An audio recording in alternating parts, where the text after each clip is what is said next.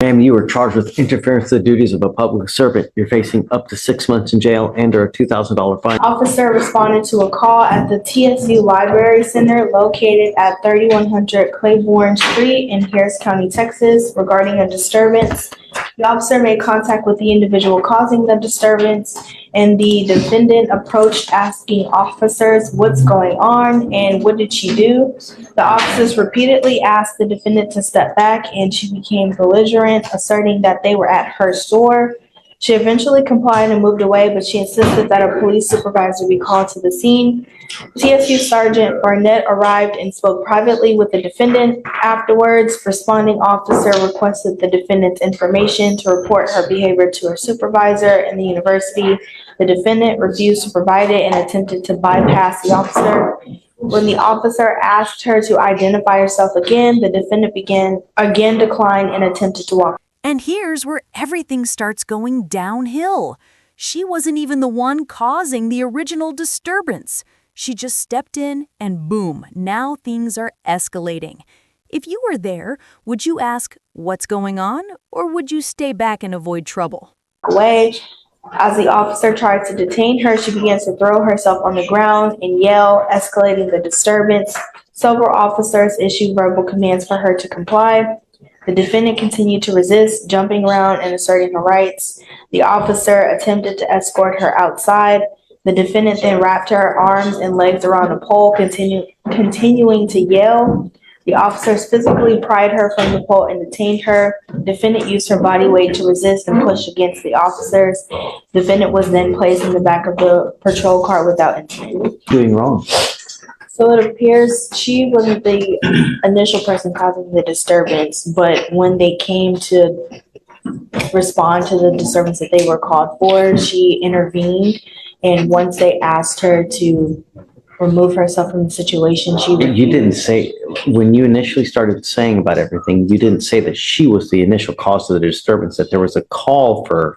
Look at this moment carefully. The officers actually did give her a chance. She stepped back, but then came right back in. That's when curiosity turns into interference. What do you think? Is she defending her rights or just making things worse? A disturbance, they get out there, and she, I guess.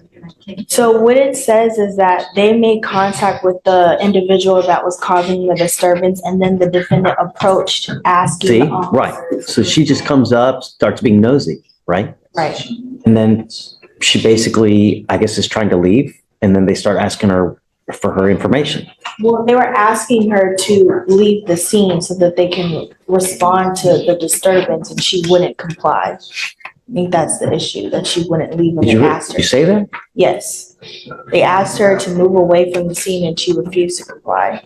Show me, will you read that part again? Mm-hmm.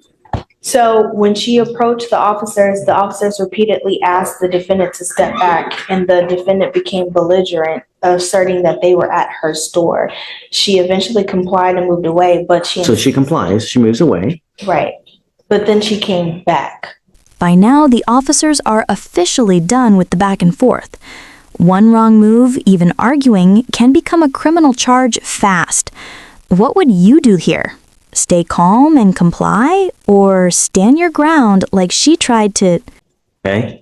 And so at that point, when she returned, they asked her to identify herself. She refused to provide her identification. And then at that point, when they asked her to identify herself, she attempted to bypass the officers. She leaves. She's trying to leave. She is attempting to, she's attempting to leave again. And then they start bucking up to her. Sure, yeah. Judge, what is this case? It's on for tomorrow's docket. Let me give you the cause number. 251-1137. She goes up there, allegedly being nosy, she leaves, comes back, and then they start asking for her information.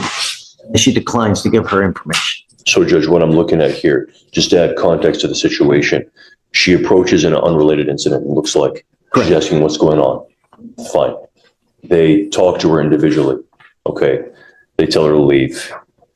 She continually asks what's going on. What did she do? She asserts, she becomes belligerent, is what the officer says, asserting that they were at her store obstructing their investigation. Eventually, I don't know what the time frame is, but they say eventually she complies, moves away, but insisted that they need to call a supervisor to the area. A sergeant then spoke with her privately. After they responded and they requested her information to report her behavior to her supervisor at the university, and to identify her, which she refused to do. She then attempts to bypass officers. They ask her for identification again. They're detaining her. She says no. But what's the interference? What did she specifically do? Well, She's just talking to them. I understand, Right. Judge. She's talking to them, but she's saying that they're at her store. She's belligerent, telling them to leave. They're at her store. The position of the state judge is that did obstruct their investigation. I mean, it's not in this. There's multiple senses of obstruction, in our opinion. It's not. Are you losing right now? Okay. Yeah, I'm not buying it. Okay. I'm not gonna do it. All right, I'll find no probable cause. I'll dismiss the case, Judge. When you go up and you get into a pissing match with officers, who's gonna win? Who's gonna win? Every single time. If you go up and you mess with someone who has the power of arrest, you're going to lose every single time. Don't go. It's not hard. I found no probable cause in your case, ma'am. Just be careful.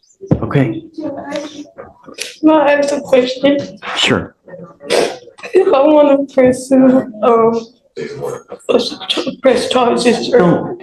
You know what? Let sleeping dogs lie. Don't. they assaulted me, though.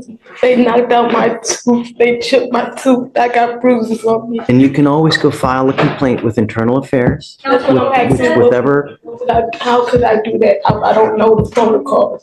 So what agency was this? Is this, did you say it was at a college or? TSUPD. Okay. So you go to the Texas Southern University Police, you go to Internal Affairs, and you can file a complaint that way. Okay, I would take everything that you have, and that's how you do it. Okay, but just be careful. And I can't even go back to my job because they're trying to ban me. I don't know. I mean, did they issue some kind of trespass warning? No, sir. If there's a trespass warning, be careful. I don't see that one has been filed. They haven't told me about any kind of trespass or anything, so just be careful, okay? But I found no probable cause. They're going to dismiss your case, okay? Just be careful in the future, all right, man? Okay, please. Good luck, okay, Ms. Wimbush?